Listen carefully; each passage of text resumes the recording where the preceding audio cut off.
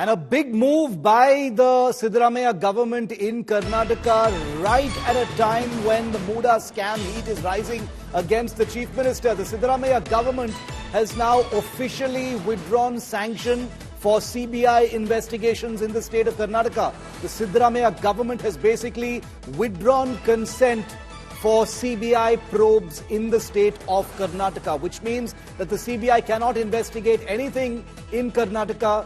That consent has been withdrawn. The Siddu government effectively clipping the CBI's wings in the state of Karnataka. It has withdrawn probe permission that otherwise exists for the CBI. No unrestricted CBI probe, therefore, can happen in Karnataka. The government will have to be involved. The government and state machinery will have to be involved.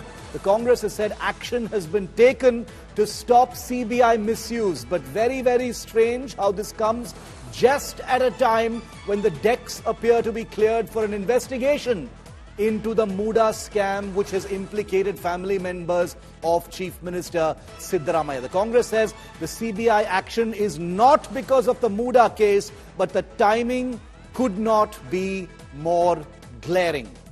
Listen in to the Law Minister of Karnataka, H.K. Patil.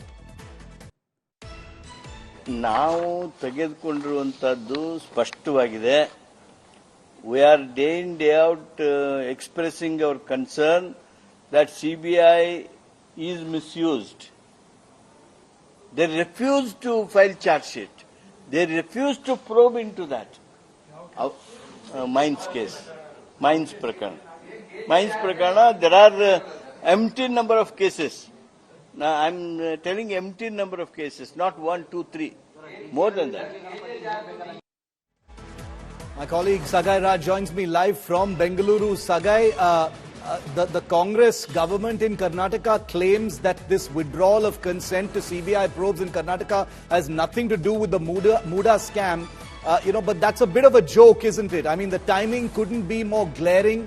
Obviously, it has something to do with the rising heat over maybe the MUDA and other scams, especially since it is at the doorstep of the Chief Minister. Absolutely. This comes day after the Session Court had pronounced the verdict saying that the case should be investigated by an autonomous body within the state of Karnataka, that is Lokayukta. And when we spoke to the lawyer yesterday, where she was also categorically mentioned that if at all, if this case has been transferred to the central agency, it is even more better. But they still believe that Lokayukta could do a fair job in this particular investigation. They also went on to say that they will wait for the report from the Lokayukta and thereafter they will try to approach the Karnataka High Court demanding for a CBI inquiry. Meanwhile, I got to learn from the sources that the complainant, there are multiple complainants in this MUDA case, Abraham, Sneha Mai Krishna and few other activists. And one of the activists was contemplating to knock the doors of Karnataka High Court, requesting Karnataka High Court to grant permission to transfer the case to CBI. And much before they could even do that, the Karnataka cabinet has won the race and called for a cabinet meeting today and took a decision where they have reprimanded the permission which was being given under Delhi Police Establishment Act 1946, which allows the CBI to go ahead and inquire freely without any kind of restriction in the state. Now they have to take the consent. On the other side, if you notice, the Law and the Parliament Affairs Minister H.K. Patil has said that CBI has been misused by the central government time and again. And he has also mentioned that in many cases, they didn't even file the charge sheet. And he has categorically mentioned it was not because of the MUDA case, because of the kind of behavior of CBI officers and the CBI investigating office, which has involved in several cases in the state of Karnataka. So now they have any kind of independent case, they have to take the consent of the government. If at all, if the government gives any kind of consent, that's when the CBI can go ahead and inquire. If at all, if the court orders for a CBI inquiry, the government doesn't have any say in this particular case. So any other case. So High Court or any court can decide on the CBI inquiry. Okay. But if at all the central agency have to independently inquire here in the state of Karnataka, they have to take the consent of the state government.